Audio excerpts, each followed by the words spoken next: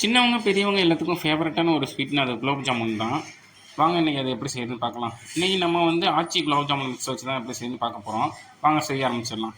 முதல்ல ஆச்சி குலோப் ஜாமுன் மிக்ஸை ஒரு பவுலில் கொட்டிக்கிட்டு அதில் கொஞ்சமாக பால் இல்லை தண்ணி ஏதோ ஒன்று சேர்த்து நல்லா சப்பாத்தி மாவு பிசைகிற மாதிரி பிசைஞ்சுக்குங்க. ரொம்ப தண்ணியாக இல்லாமல் ரொம்ப கெட்டியாக இல்லாமல் மீடியமான பதத்தில் நல்லா பிசைஞ்சு எடுத்துக்கோங்க.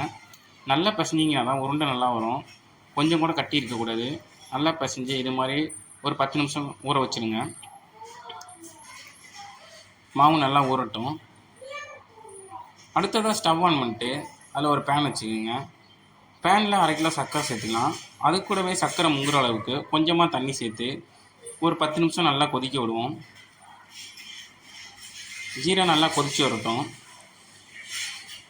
ஜீரா நல்லா கொதித்து வந்தோடனையும் ரொம்ப தண்ணியாக இல்லாமல் ரொம்ப கெட்டியாகவும் இல்லாமல் மீடியமான ஒரு தேன் பதத்தில் இருக்க மாதிரி பார்த்துக்குங்க. அதுதான் குலோப் ஜாமுன் மிக்ஸுக்கு வந்து சரியான பக்குவம். இந்த பாருங்க, பார்க்கும்போதே உங்களுக்கே தெரியும். இந்த பதத்தில் வந்து நீங்களும் இதே மாதிரி தயார் பண்ணிக்கோங்க.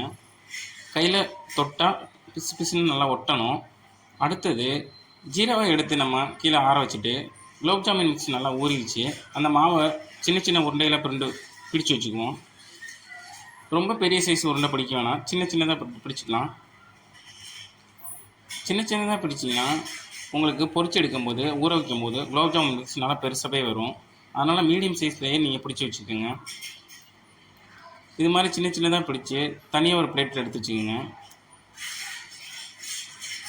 அடுத்ததாக ஸ்டவ் ஆன் பண்ணிட்டு அதில் ஒரு கடாய் வச்சு ஒரு 250 ml ரீஃபண்ட் ஆயில் சேர்த்து அதில் குலோப் ஜாமுன் மிக்ஸை வந்து மீடியம் ஃப்ளேமில் வச்சு நல்லா பொரிச்சிடுங்க. கருக விட்டுறக்கூடாது. இது மாதிரி அடிக்கடி அப்படியே திருப்பி விட்டுட்டே இருங்க. அப்போ தான் வந்து எல்லா சைடும் நல்லா வெந்து வரும். நீங்கள் பாருங்கள், பார்க்கும்போதே செம்ம சூப்பராக இருக்குது.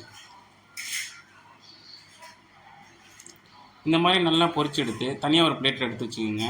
இதே மாதிரி ஒவ்வொரு உருண்டைகளாக போட்டு நம்ம வந்து பொரித்து தனியாக எடுத்து வச்சுக்குவோம். இந்த ப்ராசஸ் முடிய வரைக்கும் ஸ்டவ்வு மீடியம் ஃப்ளேம்லேயே இருக்கணும். ஏன்னா ரொம்ப அதிகமாக வச்சிங்கன்னா கண்டிப்பாக குலோப் ஜாமுன் மிக்ஸ் வெளியே வந்து வெந்திருக்கும், கருகி போயிடும், உள்ளாரக்கு வேகாமல் இருக்கும்.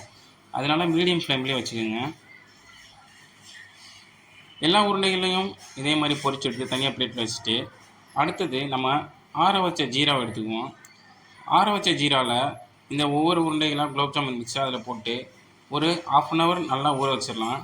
இது கூடவே 2 ஏலக்காயை தட்டி போட்டு ஒரு 1/2 மணி நேரம் கழித்து எடுத்து சாப்பிட்டிங்கன்னா சூப்பரான குலோப் ஜாமுன் மிக்ஸ் ரெடி ஆகிடும்.